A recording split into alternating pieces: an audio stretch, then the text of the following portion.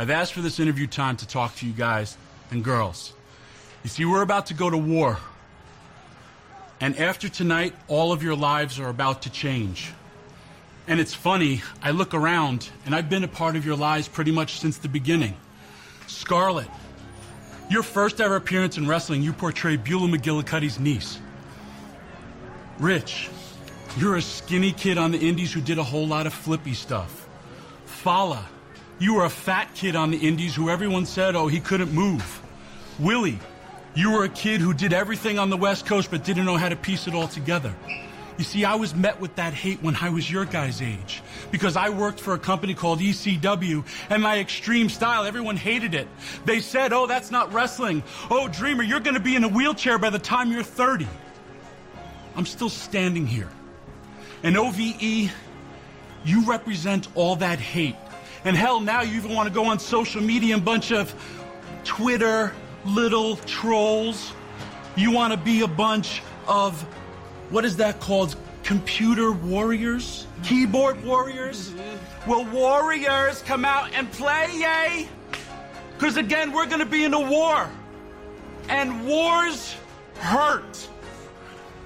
But I fight because I know what's right. A couple of weeks ago, our champion, Brian Cage, went down with a severe injury, a spinal injury. I watched her watch it through the monitor and not know what to do.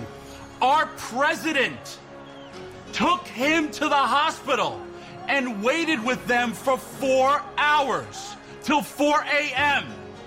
And that's a company I want to fight for. That's for people that I want to fight for. You see, because this is my perfect utopia.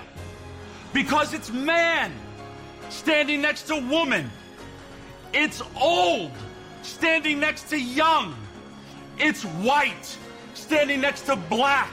Standing next to Latina. Standing next to Asian. And we all fight for what we love. Wrestling. And I don't know how many wars or fights I have left in me. Because sometimes when I get knocked down, I don't know if I'm going to get up. Because this hurts and this is as real will ever be. But I know that my near 30-year fight is worth it when I see the men and women that you guys have become. And I just wanted to take this time to tell you I'm proud of the careers you have become and the men and women that you now represent. I love you guys. And OVE, this is everything. Let's do this.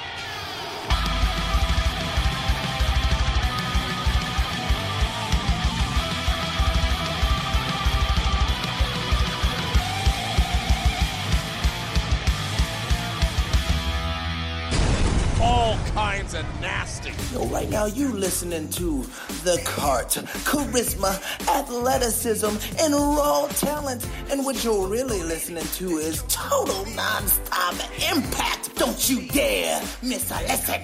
Oh yeah. All kinds of nasty. Welcome back, everybody, to Total Nonstop Impact. Impact Talk for Impact fans right here on the Impact Lounge. All kinds of nasty. This is Trent, along with my co-host for today, one of the favorites, one of the most welcome people on this channel, one of the most beloved individuals to talk about Impact Wrestling with me. It's not Kyle. I heard that setup should tell you it's not Kyle. It is none other. It is none other than Jaybone. Jaybone, say hello to the people once again. I feel really bad now. Sorry, Cal. Hey, we love you. I'm here, and I love being here. Kyle is he is off doing some. He is editing. He's getting the sound bites ready, guys. At least that's what I think. You know, with Kyle, we never know. He's a scumbag. Scumbags Jaybone are on. They're off to. Hey, go fuck yourself, Trent. What's up, loungers? Kyle Man here from the post-production room. I figured since I couldn't get on the show this week, Jaybone does a hell of a job. I'll edit all my audio in post-production. So I'm going to be here clicking sound bites, and I might even pop in once in a while. And I'm surely going to be ripping on these two because they have no control over it. See you in a bit, folks. But far as I know, he is getting the sound bites ready. Last week, I don't know if you heard last week's episode, Jaybone. It was very, very soundbite heavy. All kinds of nasty. He went nuts. The kid went crazy on soundbite. I think I heard last week. Liar. I'd have to. I listen to listen to so much stuff, but Liar. Yeah, you guys always do a great job with the sound bites. That's one thing that makes you guys stand out from some others, and it brings a different quality to it. I dig it. You're damn right, Jaybone. I'm glad. No, that is the Kyle way of doing it. He's the soundbite guy. He's What a scumbag. He's a Howard Stern guy. You know, he grew up on Morning Zoos, so it's funny when I say that, and I'm like, I grew up on it back in the day. I mean, he's 13 years younger than me, J-Bone. 13 years. Bunch of old bastards.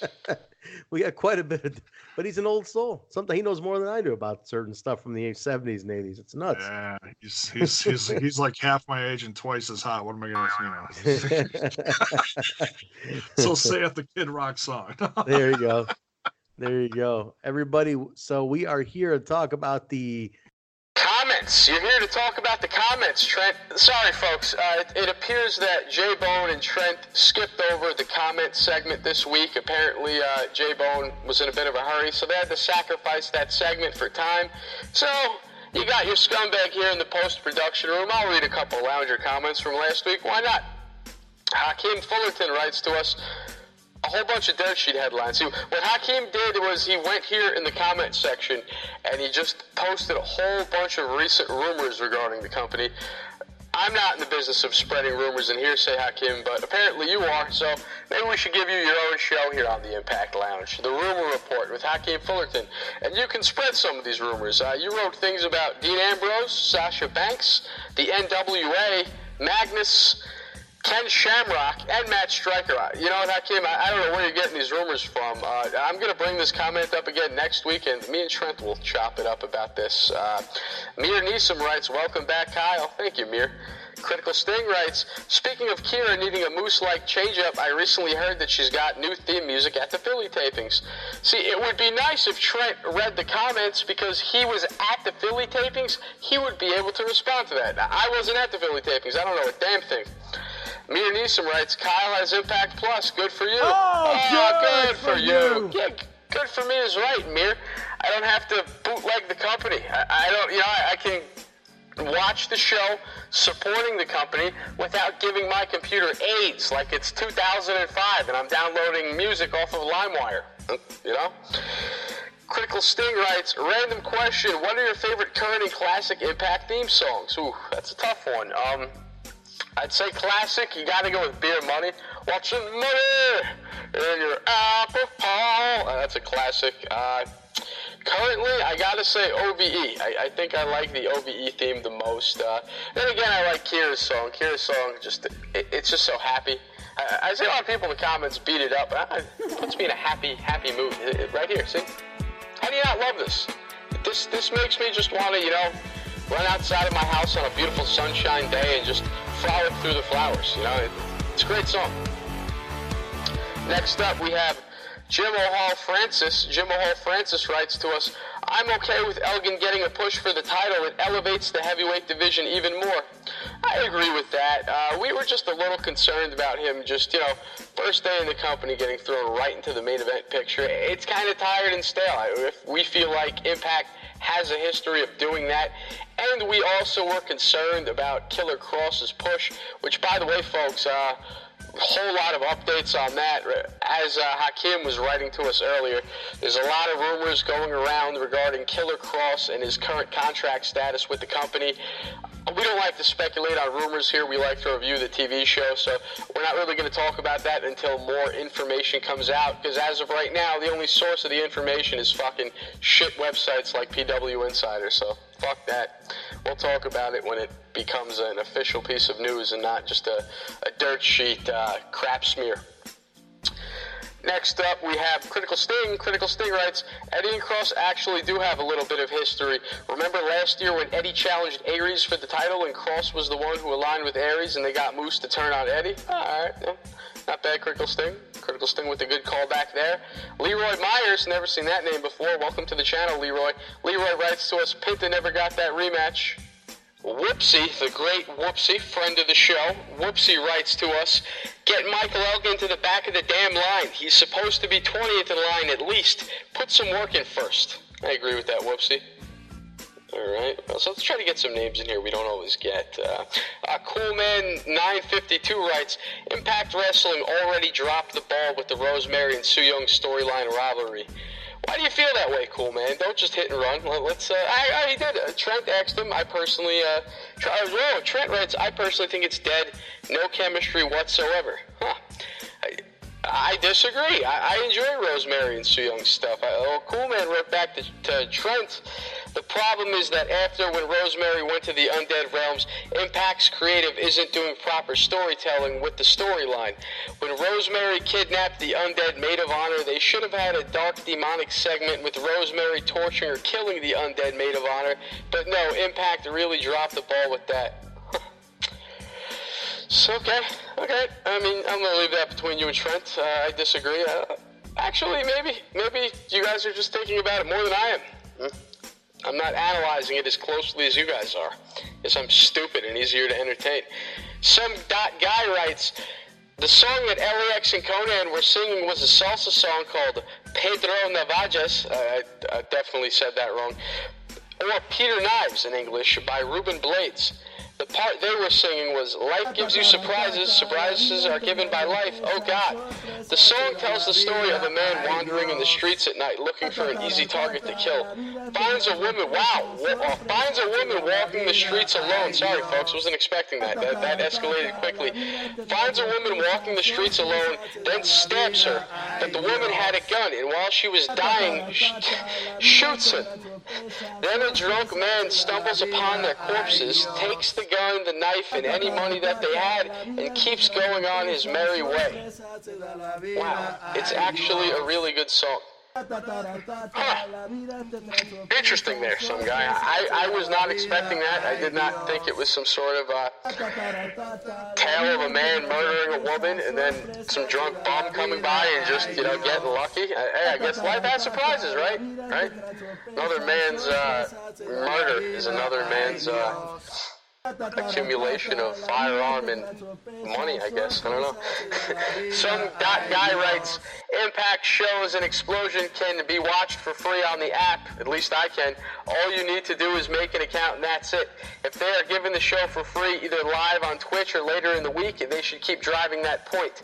They should leave the feedback stuff for YouTube and not the main show. By the way, the subscription is for the pay-per-views, indie stuff, and some original content. I think that guy is hinting that the weekly TV show is actually available without paying for a subscription. I've heard that, but I think oh, shut up, Trent! Shut up, Trent! Sorry about that. I was in the middle of speaking to the loungers, and Trent's audio just came creeping in there. Shut up, Trent. I think what he was hinting at here was that the TV show is available on the Impact Plus app without subscription, but I think that's just because they're rolling it out now. I think they have to, work some of the kinks and bugs out of it first. I think that stuff will go away, but it very well could be available. You got to leave a few things available maybe to get them hook, line, and sinker.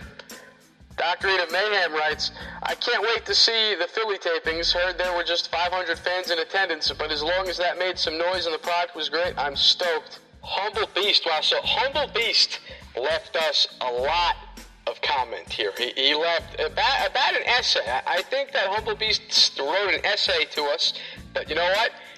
What am I going to knock the guy's passion? I love that. We do this for the loungers. Let's see what Humble Beast has to say. I have a feeling there's going to be some complaints in there by the way he's starting this out, but let's read it. Let's give Humble Beast a chance here. Vent session. It's a vent session, confirmed. Humble Beast writes, Part 1. The drill, Kyle, I'm dedicating this shoot to you, bro. Not because I'm a bad guy, but because I'm a good guy and I love you like a brother. I was not happy that you told TMZ to not read our comments last week. Let's get this straight, Kylie. Ooh, he hit me with the Basil bomb. That's a name we haven't said in a long time. We ran Basil right off this podcast. Hit me with the Kylie. I gave you the name The Draw because you put butts in the seats and have Impact fans listening each week. But I don't get don't get Mr. Potato Bighead and decide to not read our comments. Fans like Whoopsie, Kobe, and others take time out to listen and respond to your guys' podcast. I agree with that, Humble Beast. The only reason we skipped last week, it wasn't even a time constraint. It was that the prior podcast was Trent and BQ, so therefore we felt like most of the comments were, welcome back BQ. It was BQ's moment. It would have been weird if we read BQ's comments and BQ wasn't here to, respond to all of them. So apologies for that, Humble Beast. Relax. The comments are not going anywhere. And we are working towards a live call-in system where we're going to get rid of the comments and you're going to be part of the show. Humble Beast writes, fans like Critical Stain, Cartilage, and Wisner also helped to make this the #1 podcast today. I agree with that. I'm not knocking that at all. Yeah, Kyle, I get it. You probably got a chance to clean a few Johnny-on-the spots at the school and was able to fill in some part-time preschool coach for the snotty-nosed kids by shortening the podcast. Kyle, make this right, bro. Make this right. Hey. See, I could have put this podcast out right now, Humble Beast, and not read these in myself, but I did because I was thinking of you, buddy. Part 2 event session, he's got more. Apologies, guys, for the long rants. No apologies. No need to apologize, Humble Beast. We love you. Maybe you guys can get a call-in show. Bingo, that's what we're trying to do. Maybe you guys can get a call-in show or something because Humble Beast is the voice of the voiceless. I just read that our favorite Impact star, Killer Cross, asked for his release. Oh, he's bringing those rumors in just like Hakeem was earlier. It's said that he's not happy with the money he is making and the creative part. Now, I said it before and I will say it again. Old RVD is trash and I hate that signing. Hey, man, relax. RVD and the rest of the old ECW retirement home dudes are worthless. Whoa, no love for the legends and the veterans, huh?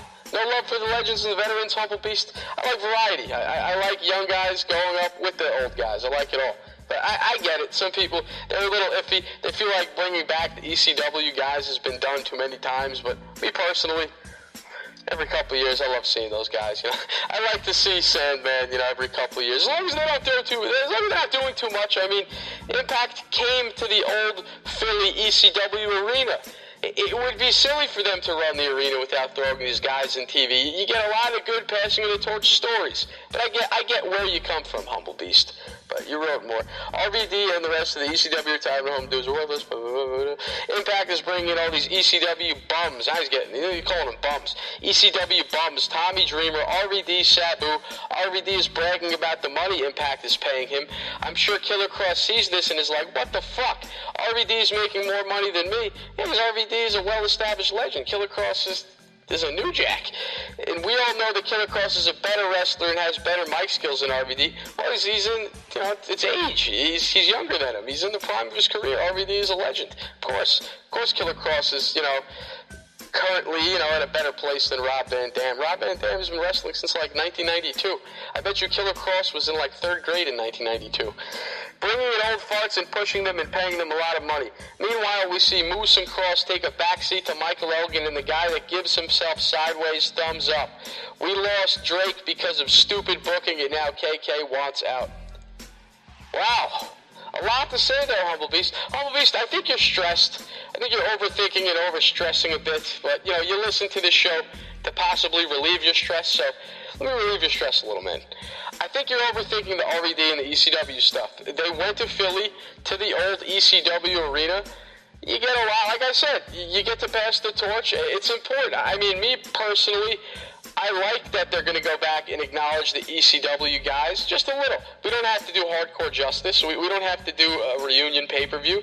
But why not? They're going back to their old, playfield. I don't know. It makes sense to me, but I get where you're coming from. Like I said earlier, I don't want to talk too much about this whole Killer Cross fiasco because right now it's strictly a PW Insider, good old Mike Johnson post. You know Mike Johnson. That's that one guy on PW Insider that loves shitting on Impact any chance he gets, and he's good at denying it and being like, well, I reported the good stuff for Impact too, but he knows what he does. That guy has a boner for beating up Impact. Anytime there's any sort of bad news report regarding Impact Wrestling, Mike Johnson is first to jump on it. He is, and he knows he is. And I don't know. I think half the time he's credible, and the other half the time he's just, putting that negative spin on things. But hey, he can look at me and say I'm putting a positive spin on things. Who knows? Maybe the truth is somewhere in the middle. But, Humble Beast, You did a lot of bitching, you did a lot of whining, but I appreciate it because we feed off of your passion. There would be no channel without you. Like you said, without you, Humble Beast, we don't have a channel. We don't have a podcast. So I appreciate you.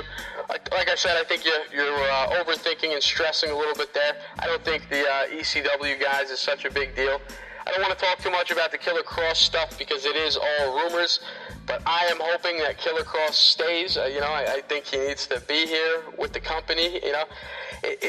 There's a lot to it. We really don't know. The story going around is that he wants more money out of Impact because apparently the pay is too low, and he's claiming that he has to put all of his own money into travel. And like I said, I didn't see any of this stuff come out of his mouth. This is just what's getting reported on BigWrestlingNews.com, your local dirt sheet, whatever. Jamie Wisner writes, my favorite soundbite used to be the Eli Drake dummy, yeah. Now it's Taya La Wera Loca. I love La Wera Loca too. That's a recent favorite. That's a new one. Pentagon Jr. never received his rematch after he lost the title to Aries. Jamie also writes, Trent, Taya was probably giving you the don't I know you from somewhere look or the I want to kick your ass look. One more comment and then we're out of here, folks. Mac McCall writes, Kyle has the most, capital most, emphasis on most, the most annoying Vince Russo voice, but I love the show, ... You dick. You scumbag, Mac. Mac, you're scumbag of the week. You are scumbag of the week. For the first time in quite a while, no Taya, Kyle's scumbag of the week is you, Mac. How dare you? What a scumbag. What? Because I'm from Long Island, New York? That's where Vince Russo's from. We're from the same hometown. We probably do have the same accent. What a Vince scumbag. Russo very well could be my illegitimate father. I mean, I'm 24 years old. He very well could be my father. I'm not going to deny that. But, Mac, you're a fucking scumbag. What a scumbag. What are you beating on my accent for, huh? I don't know what you sound like. Mac, where are you from? Come back in the comments. Let me know where you're from. Then I can possibly identify if you have an accent, and maybe we'll have an accent off or something. I don't know. But, I don't appreciate you just insulting me. Why are you just insulting me like that? What a scumbag! Mac, I'm telling you right now, you might think I'm annoying, but without me, this podcast would go right in the toilet. Speaking of going right in the toilet, May 10th episode of Impact Wrestling. It was taking place, Jaybone, from Toronto, Ontario, Canada. This was from the Rebel Complex. This was their 3-night stay at Rebel. They did Rebellion. They did 2 nights of tapings. So 3-night stay. I don't know if they might have taped both episodes just the next day, I think, Jaybone. Do you know anything about that? Any insight? The day after the pay-per-view? As far as I know, it was just one day, which usually equivalent of 2 shows. Right. So yeah, 2 shows in one day, and it's pretty much it. And then they went to Philly. I cannot wait to see the Philly shows. Oh, I am on those. I am there live. I am in the front row. Oh, Nice. good I am all for over the damn camera. You guys are gonna see the shit out of me on the Philly tapings. I am can't all wait. about it. Good. Me and the girlfriend are all over it. She's a cute blonde, and she is right up front. So the camera loved her. She's animated. They were all over it. Nice. So, but definitely, man. So let's break this down, Jay. We'll go match by match, talk a little analysis like we usually do. We're leading into Philly with these tapings. So this is now officially the road to Slammiversary. And real quick, I don't know if you heard the news, Jaybone. Slammiversary got announced today. As far as the venue for Slammiversary got announced. Oh yeah, the place was announced today. Gillies down in Dallas. Yep. And I was like, all of a sudden, a part of my childhood came back. And I know this is a guy that does, raises few eyebrows, a little controversy, but I always takes me back to an old Bill Cosby skit when he's joking about being drunk and riding the bull at Gillies. And I'm like, oh my God. So this must be the Gillies down in Dallas. Really? I mean, it must be. It must be. No kidding. So I looked into it, and Gillies is like a huge complex. They got like a banquet hall area, then they got like a party room and a restaurant and a bar. But then they also have a thing called I forgot what it's called, like sound stage, sound scan or something, and it's like a big concert hall venue. That's the venue. It's called the Southside Ballroom, and that's the actual venue where they do MMA. They do, they do concerts and stuff. That's the big thing. So that's where I think Ring of Honor's been there too. Really? Okay. To Gillies? Okay. I'd have to look. I saw a lot of different pictures online. It was hard to tell if it was exactly what I was looking at. So yeah, it looks like it. And I looked as far as size wise for people, it holds between 3,000 to 4,000. So that's a decent little crowd. Oh, very cool. Yeah, I guess they're expecting a nice little crowd. I mean, they went to Dallas in 2013, was it? And obviously the TNA era, Dixie era, a little more money at the time. TV was different, but they drew a good crowd in Dallas before, and no reason they can't because they're in on a hot weekend, Jaybone. They got the G1 that weekend, I believe, and WWE's got a house show the Friday before, so there's a lot of wrestling going on in Dallas that weekend. Oh boy, nice. So anyway, we're marching into it. Let's break down the the May 10th episode here, 2019. We kicked it off, Jaybone, Moose and Josh Alexander taking on LAX, non-title. This was kind of weird to me, Jaybone. I mean, so the week before, Ethan Page broke out and challenged RVD, and it pissed off Josh Alexander, and he was like, "What are you doing? I thought we're a team." Moose came in, kind of cooled them all down, and now we have them teaming up. I think, tell me if I'm wrong, a little too soon to be kind of divvying up the tag team already, don't you think? Yeah, I was thinking that too. I was really surprised to see them working to, like, I saw them at the 3-on-3 when Moose got together with the North, but I didn't think it was really, I thought it was going to be a one-time thing. I did not think it was going to go on from there. Now, granted, even though Moose and Josh lost, I actually thought they worked fairly well together with LAX, but LAX is one of the top teams around now. So, I mean, you could really suck donkey balls and still look pretty damn good with LAX. I mean, honestly. Yeah, no doubt about it. They're like a well-oiled machine, I mean, LAX is just on a whole other playing field with the way they operate. I'm a sucker for Ortiz's his kind of like dead fish flop that he does when he hits plank.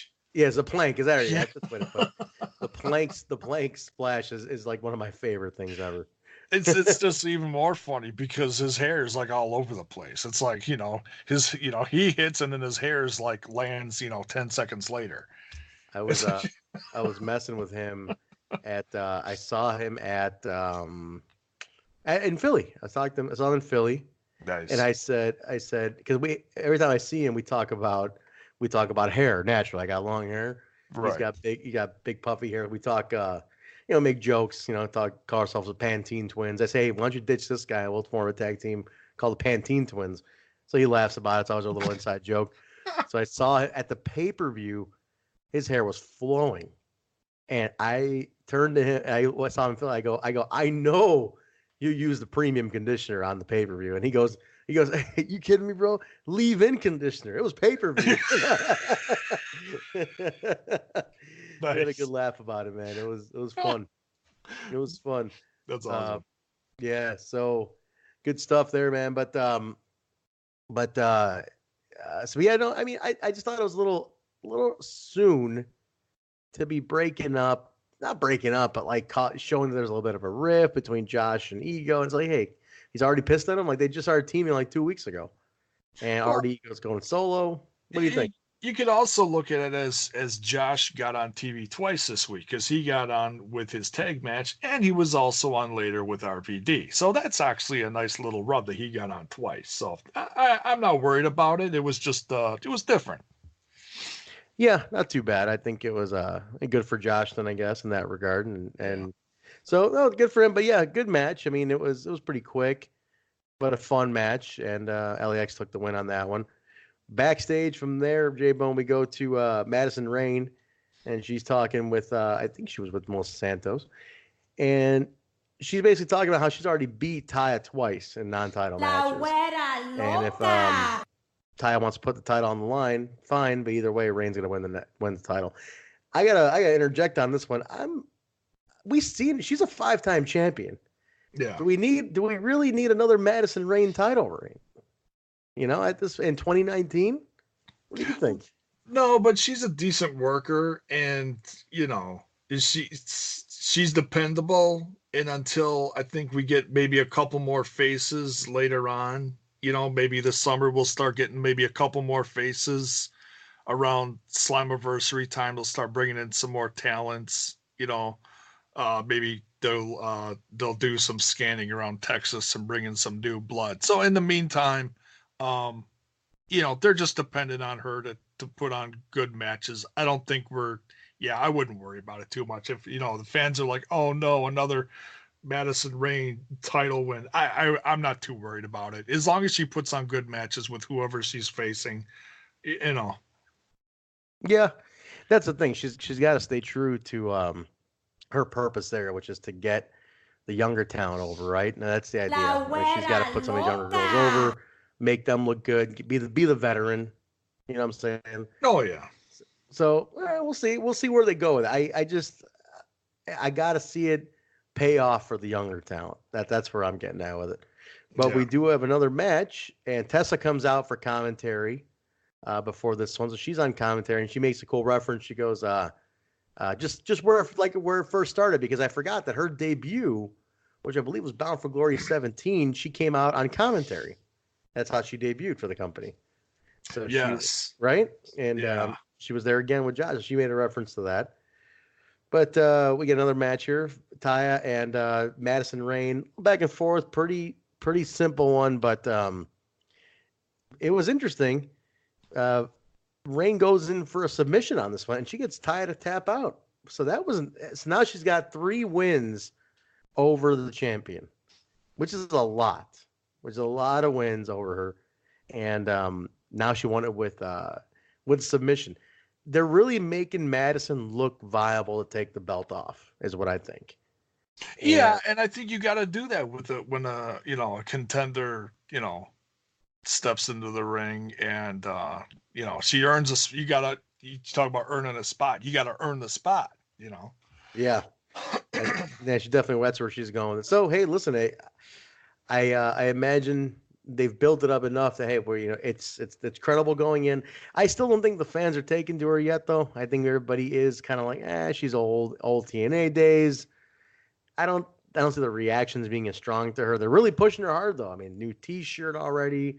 A lot of girls don't have T-shirts even on shopimpact.com. So she's got the T-shirt, she's got the custom screen, she's got a lot of wins. And then she's also married to Josh Matthews. So let's let that assumption fly. That's the only reason.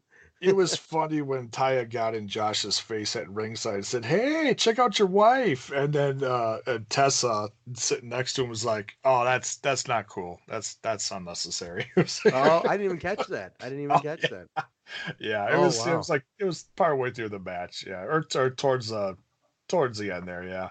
Oh, no kidding. And Tessa, I mean, this match honestly was a twofold thing here. A lot of changes in the Knockouts division, if you noticed. Tessa at ringside. Did you notice how much Josh and Don welcomed her? They were like happy to have her at ringside. They weren't like, "Oh, it's Tessa," like how you would treat a heel. Yeah, definitely a face welcome at this point. She is really. I mean, the whole thing with Gail Kim, was, I believe now, totally was a passing of the torch and was meant to help turn her baby face, to help to get maybe some of the last few non-believers to be like, okay, this is who's going to represent us going into this new future of Impact Wrestling for the Knockouts division. And turning her face, I know some people, I've seen a few opinions on the social media, if you will. Some people don't think it's a good time. Some people think it's too early. I think if it's done well, it's okay, because a couple months ago, Tessa was heel, Taya was babyface. Now the tides are turned. I think they're also going into this whole big AAA thing later, late summer, early fall into September. I think they're going to be building to that too, so, slowly over the summer, because Tessa said she's not in a hurry to take the belt off of Taya. So this is going to be a slow burn during the summer. Yeah, which is good, right? Set up your summertime. You got Slammiversary to get through. There's a lot going on. So let's not rush it. We go from there to Rosemary challenging Su Yung to a Demon Collar match. I will say that, and that's already been advertised for next week, which is in Philly. So I've seen that match, so I'm going to tell everybody tune in. That the match graphics for that one look incredible. I don't know if you've seen that already. Those look awesome. Oh, the Demon Collar match? Yeah. I got to say, whoever's taking care of their social media and their graphics and stuff like that has been just knocking out of the park the last year. I do want to, you skipped over something. I just want to touch on it real quick. Sure. The speech from Tommy Dreamer during that interview promo. Oh, did I miss that? Okay, I'm sorry. Yeah, it was right before the Tessa commentary, Taya versus Madison Rayne match. That speech from Tommy Dreamer, man, if you ever had a doubt in your life at how much or how valuable and how much Tommy loves this business, this promo says it all from top to bottom, front to back. Yes, just incredible. It's emotional. It's it's heartwarming. It's like, man, it's like he's talking about some we know wrestling's all predetermined and stuff like that, but the emotion he put into this, it's like it made you feel like these guys are really going to war, and like he's been to war like a billion times before, and that he's so proud of these kids. It's like, oh man, he's good. It's interesting with Tommy how much history he has with people. He pointed stuff out. He's like, I remember you when you first came. I was the first one to book you, and I remember when you were just a nobody. Things like that. And I was like, yeah, shit, this guy really does know everybody. He has history with everybody, which is interesting. Yeah, and nice little throwback to him making Wllie his first House of Hardcore champion. It's true. Yeah. It was really cool. I mean, it almost felt like he started crying towards the end too.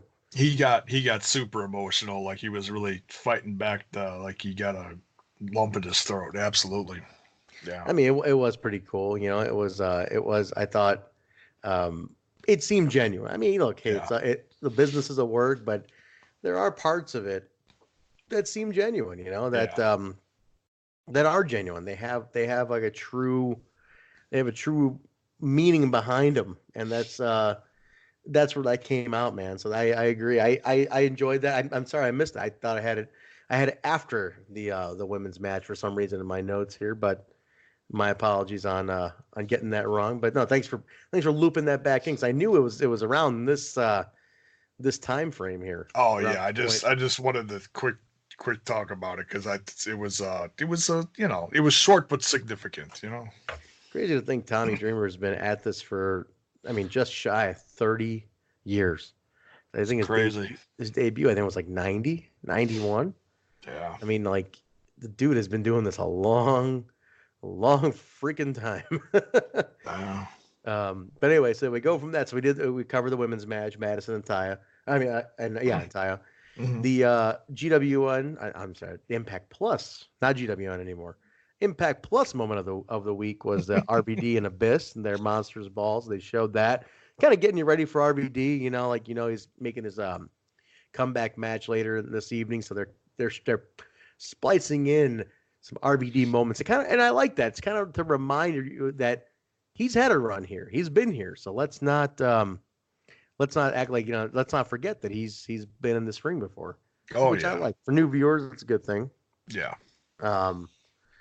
So RVD's cutting a promo, and he's kind of doing his aloof thing, and he's saying how he gets mixed up between Ethan Page and Diamond Dallas Page, whatever. Like, he basically doesn't care who the guy is. He's like, Ethan Page is worthless to him, but other than that, he's looking forward to the match. So quick little thing.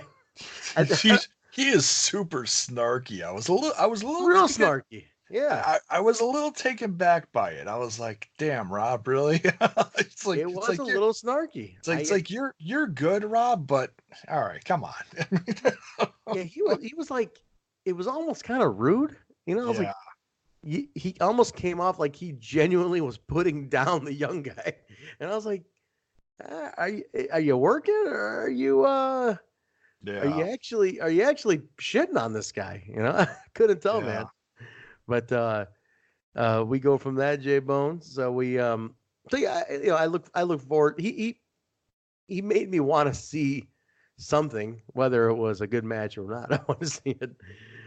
Rosemary in the back, she wants to take something. Father's favorite pet, Sue, and she says she wants a demon collar match at Sue Young, winner take all, meaning the bridesmaids.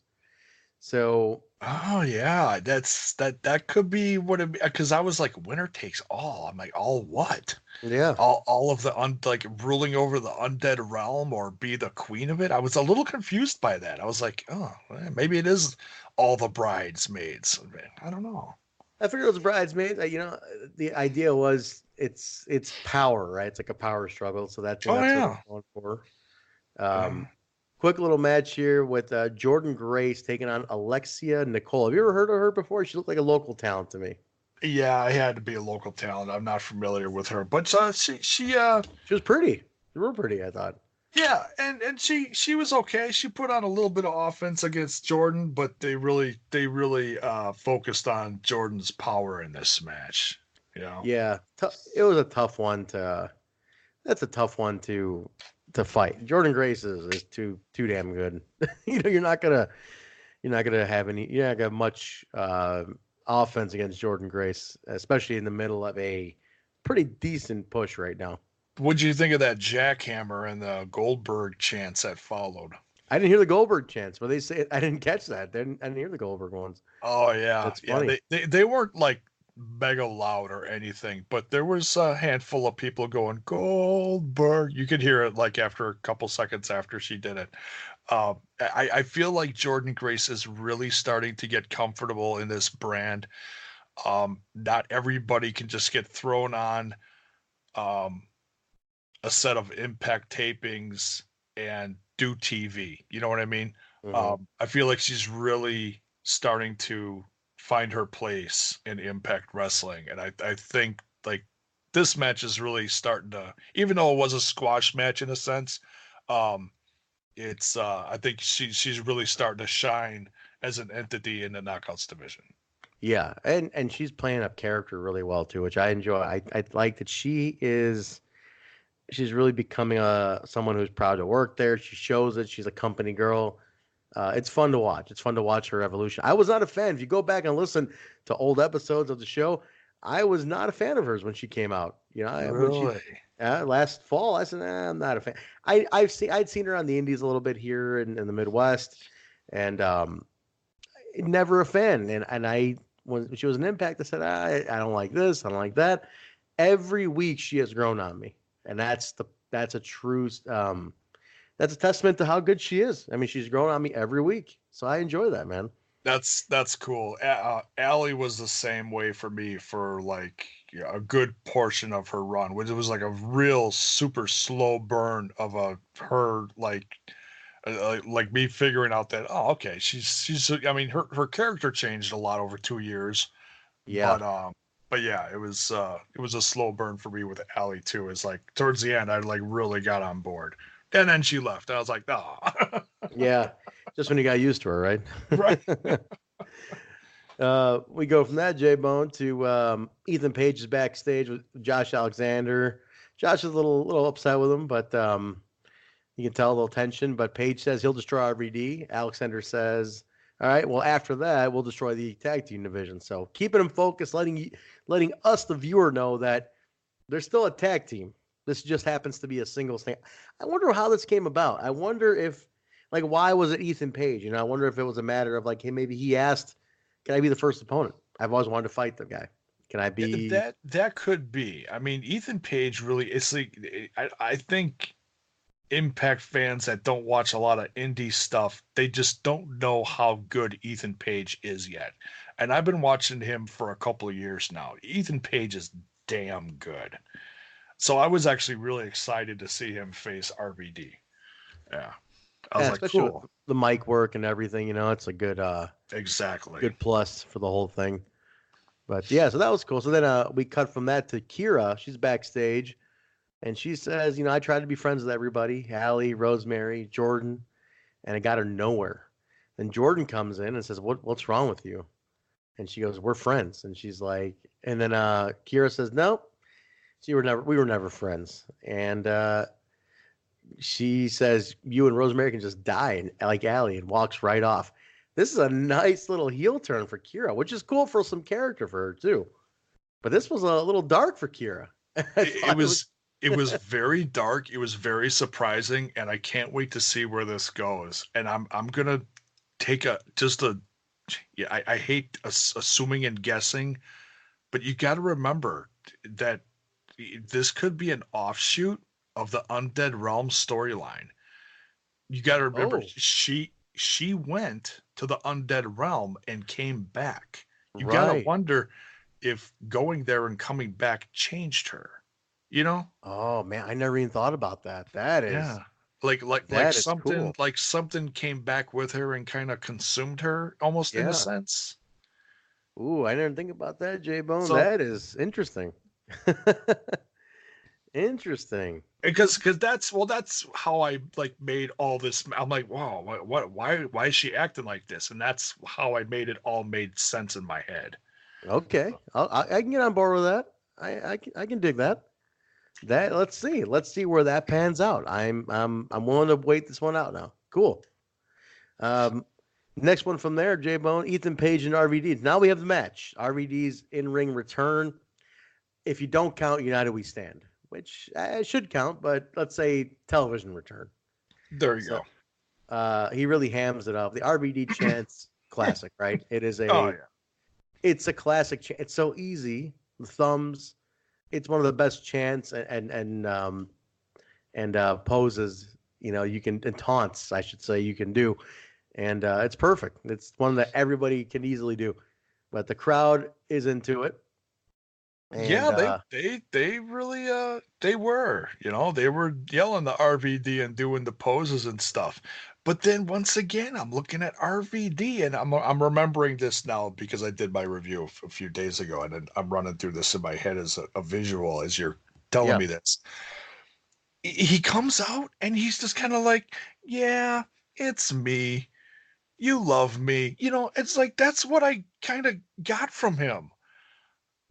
Don't you feel like he's always kind of done that though?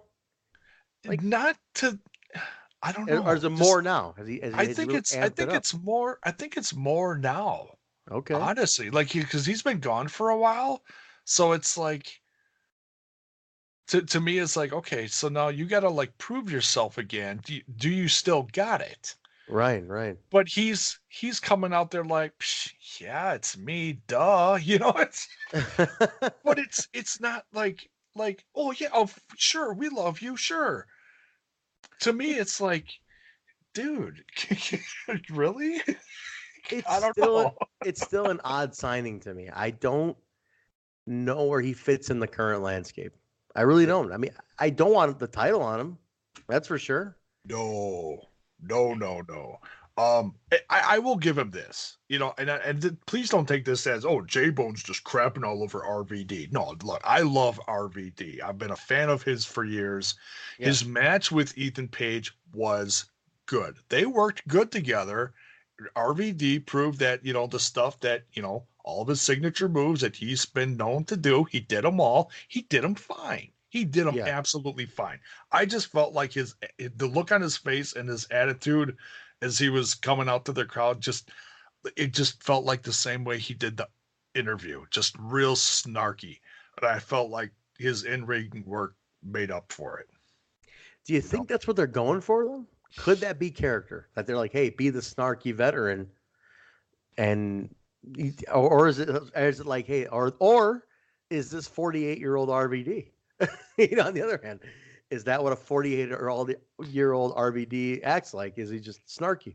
Who's been smoking for 40 years. Yeah. Medical marijuana and cannabis.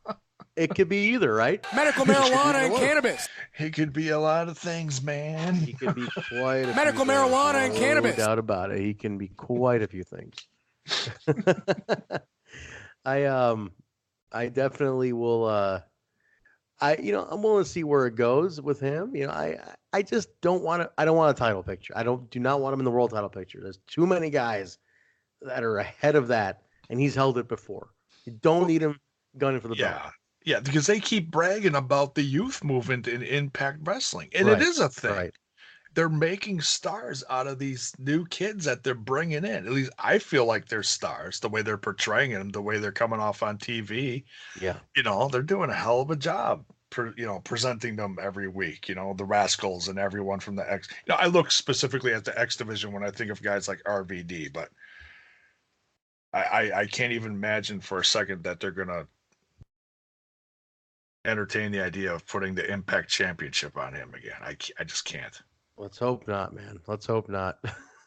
Yeah. But he hits all the signature moves, 5-star frog splash to finish it off. Classic RVD finisher, obviously. You kind of had to do it right. You needed to fit that in.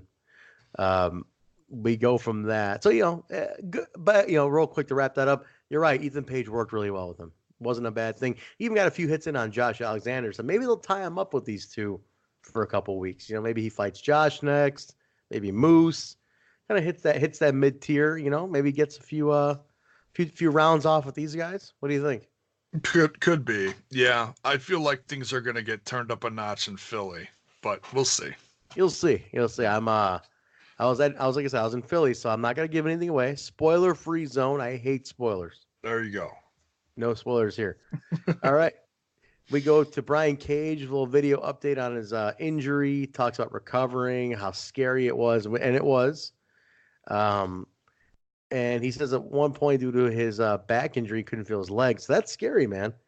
Yeah, if you're having like numbness down your legs because of nerve damage in your back or something getting pinched or something, like I've said before, from a guy that has had a few back surgeries, that's nothing to sneeze with.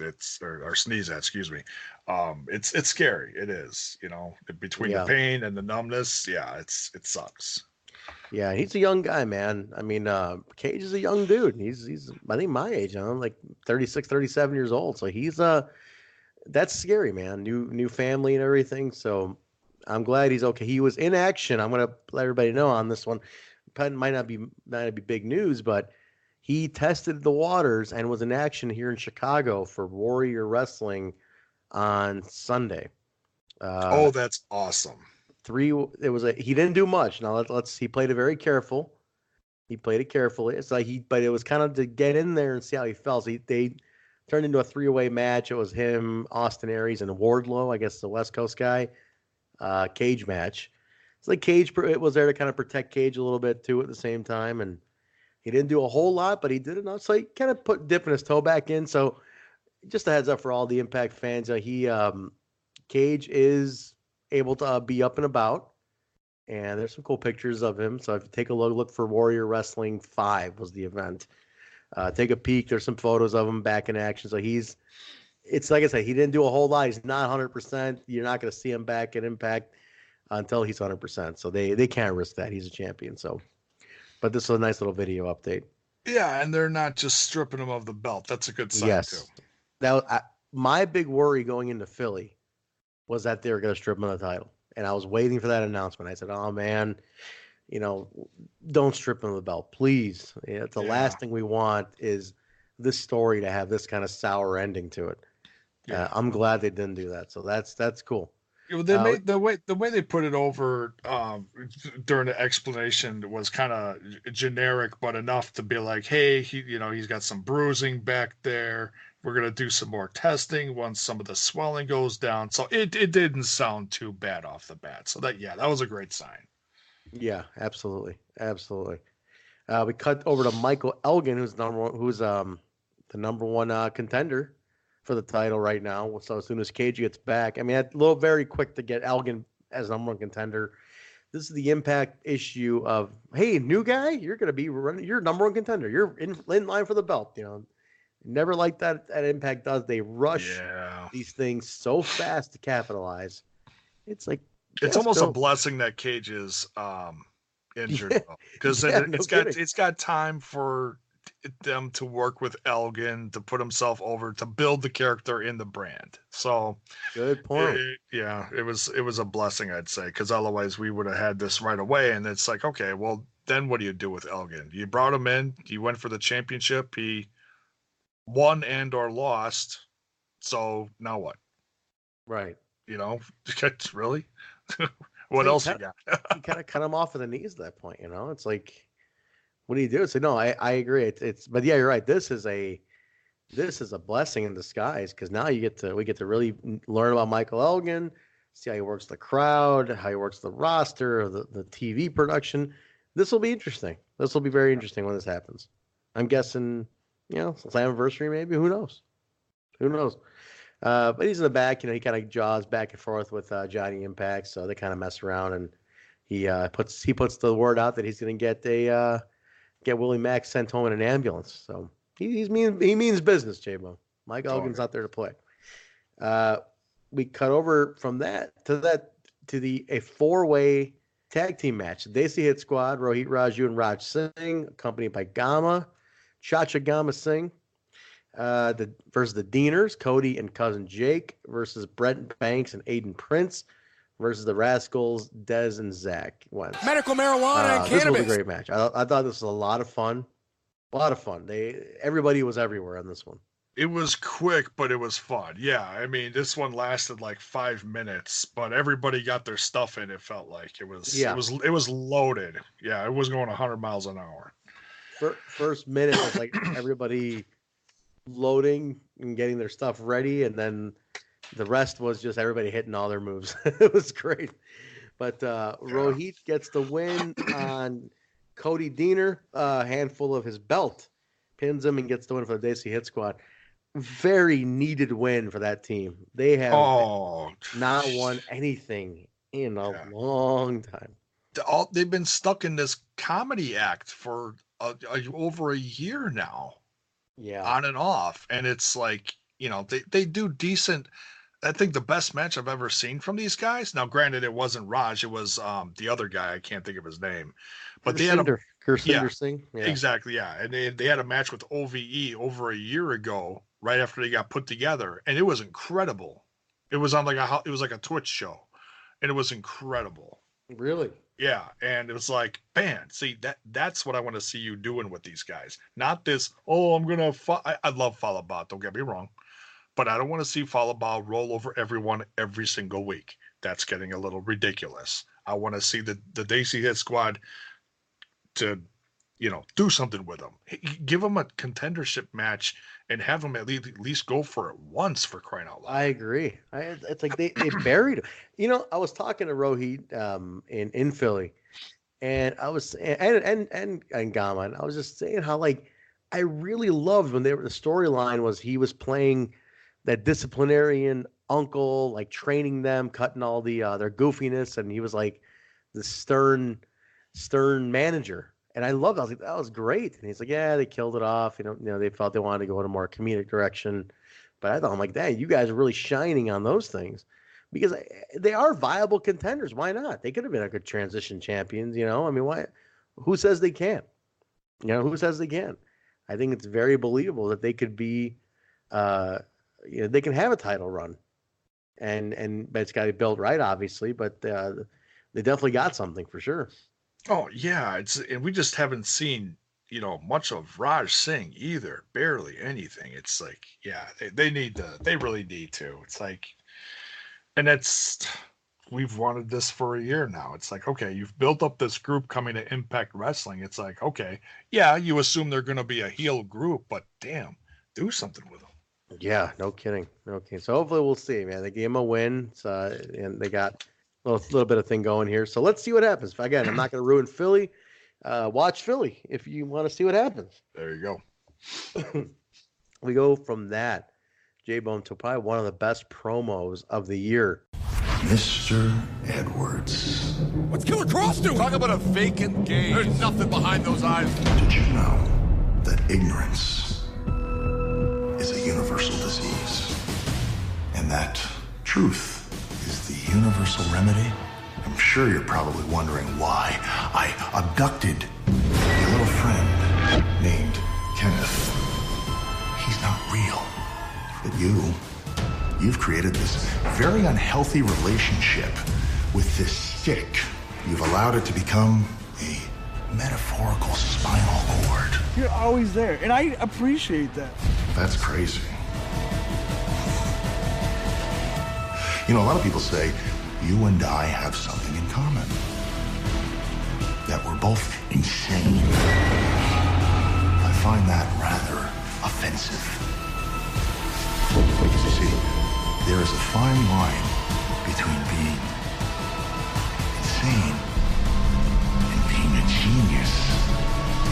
I have a question for you. Which one of us do you think has now stepped over that line? Mr. Edwards. I'm expecting an answer! Tick. Tock. But it was shot so cool. It was. I was just gonna say it was very well shot. The way he was, doing the TikTok with the kendo stick back and forth. Very cool. Great interview too. The guy's one of the best. The guy's one of the best out there. Hell yeah. Recent word of him being a little frustrated with his contract. Wants more money. He, they said no, you're gonna honor your contract, what you signed, and he said, well, then release me. They said no, we're not gonna release you. So. I've seen a lot of mixed reaction. I don't want to sidebar too much on this, Jaybone. But I've seen a lot of mixed reaction on people understanding Impact's side and then people just siding with him. But I look at it like the simple thing is you signed a contract. Yes, you're worth more now. You're worth a lot more now, but you're worth more now because of Impact's TV. So they did the investing. It's like, hey, yeah, 2 years, you renegotiate your deal. That's all. Yeah. Give it time. I hope he, and I hope he does stick with him because I've been watching him for a few years before he hit Impact, so I know what he's worth, and I know he's worth even more now. And the way the industry is changing over the course of this last year, especially with these super mega contracts coming out now, and I think that freaks some some wrestlers out. Like, hey, I can make this over here. I can make this over there. Can you? That's and right. I'm not saying Cross ain't worth it, but I'm just saying, hey, build your brand. Know your, like everyone always says, know your worth, build your brand. You're good, but prove it to everyone first. Yeah.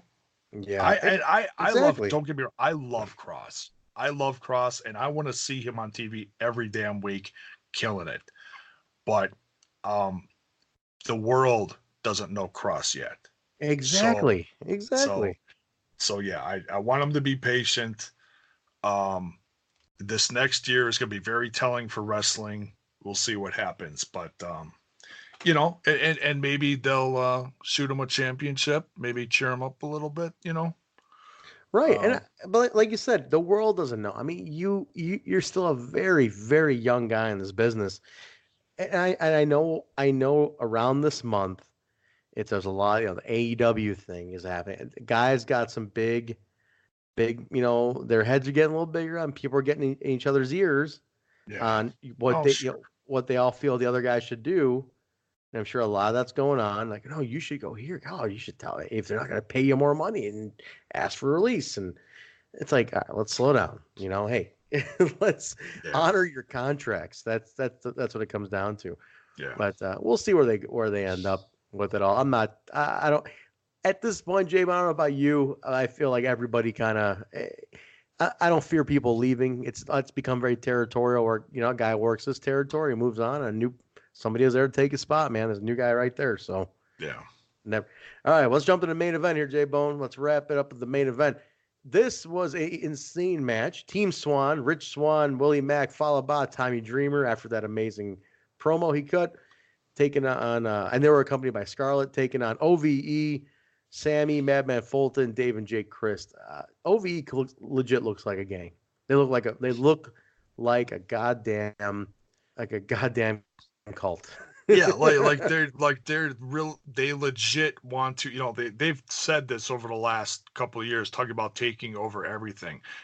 This new revitalization, if that's a proper word I'm thinking of OVE, especially with Callihan and Swann and that rivalry was just money. It took a while. It was a slow burn, but it was money. Big time. And I think, okay, you did this. You proved that Callihan, he's voted Wrestler of the Year. Let's reward him for that. And I think this is going to be the start of something. I honestly do. I would love to see these four guys get the Crist brothers back in the tag division as a solid contender. Fulton's a monster. It's like with Fulton, just the visual of Callihan coming out every week on top of Fulton's shoulders is cool. That's money, dude. That's priceless.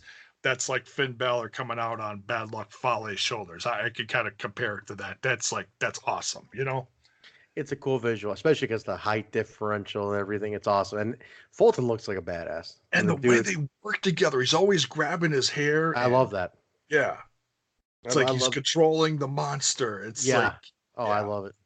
I think it's fantastic. What they've done here is great, and they keep capitalizing on it. This match was bananas. And there was Legos and power bombs and barbed wire and ladders and chairs and the ladder spots were great. That super cutter from Dave Crist. Oh, yeah. Unreal. These guys, these 8 pulled all the stops out and they just had a blast. And it was so fun to watch. I mean, it told a story. It was the cult, the killer cult versus these unlikely good guys and the Misfits. The Misfits, Yeah, you're right. And it was great. I thought it was such a great damn match. I looked at this whole episode, honestly, including this match, as in, okay, like I could just like picture the meeting backstage, like Tommy and or production having with everyone, like, look, the champ's gone. We all got to step it up. Yeah. Period. End of subject. And I feel like everyone put in 150% in this episode. Win or loss, this was a lot of fun. That's a great observation. I think you're absolutely right. They say, look, champ's gone, and it's up to us to keep the show alive. And I'll tell you what, I love Cage, but the show was so busy that I didn't end up missing him, quote unquote. You know what I'm saying? I didn't feel bad that he wasn't there. It's like just so full. And he is a vital part of the show, and you want to see the championship at least talked about, but we got our update from him, and that's all I wanted as a fan. It's like, okay, let's get the update that they've been talking about for a week. Yep. What are they doing with him? Okay, it was a little generic, but I took it at face value. Okay, so he's not dying. They're not stripping the title off of him. Okay. Exactly, and it was perfect. It was perfect. Yeah. Anyway, OVE wins this one. They Callihan hits the cactus special on Wllie Mack on the Legos, takes the pin on that one. So great win for them. I felt like there was some strong wins today. OVE took that win, and I felt like Desis Hit Squad took a win earlier in the evening. There was some major critical needed wins because these guys have been losing a lot. Both of those teams, these were needed. But man, what a hell of a show! This was just such a action-packed show, and I loved it from start to finish. I was in. It just represented every part of the brand. The knockouts were represented several times. You had a classic like RVD with great younger talent of the North facing him. The tag team division looked tremendous. And you even had a comedy of, I just want to quick throw this in there before we get out of here. The Smokehouse where LAX was drinking with yeah, with the boys. Oh my God. Oh, I totally skipped over. Spitting out the shot in each other's faces. You know, Zach couldn't take. I don't know what the hell they were drinking, dude. Maybe you know what's in that bottle, dude. Listen, I've seen. I was up front when they were drinking it, and I don't know what's in it. I just know that these guys legit look drunk when they're drinking it. It looks harsh, dude. If Zach spit it out 2 seconds later in Dez's face, dude, I legit cracked up laughing. I did too. I missed that. It aired after the cross promo, and you're right. It was just great. And you know, Trey is stoned out of his mind and drunk. It's great. It's just dripping out of his mouth. He's like, ah. So good. It was a real fun segment. But dude, what a fun show. Hell yeah, Action-packed show. Kept me very interested from start to finish. But that was it, guys. That's the May 10th, 2019 episode of Impact Wrestling. We didn't do comments this week because Kyle is not here. A lot of times comments are kind of a Kyle and I thing. You know, we like to read them together since we're the ones who reply to everybody. It's good when we read them together. We're able to kind of do another reply together on it. So missed comments this week. We'll get back to them next week when Kyle's back on. Jaybone, in the meantime, where can people find you? I'm all over the place, but I just put up a new Instagram for the podcast, Smash This Podcast. You can look me up personally on Twitter, Jaybone at Jaybone5150, and also at Smash This Podcast. I got a Facebook too, but I'm not on there very much. I should do more, but I don't. But those are the two primary on Twitter and on the new Instagram, and of course on YouTube. It's like 6 years old now, 6 or 7 years old now. The podcast, it's Smash This Podcast. So there you go, guys. Look up Smash This Podcast. Give him a subscribe. He puts up a ton of content. Jaybone, you're a busy guy, man. You keep people informed, which is very appreciated. Impact, MLW, little bit of WWE.